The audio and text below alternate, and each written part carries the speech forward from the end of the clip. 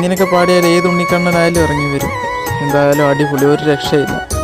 Video ഇഷ്ടപ്പെട്ട എല്ലാവരും ഒന്ന് ലൈക്കും സബ്സ്ക്രൈബും ഷെയറും ഒക്കെ ചെയ്തേരെ.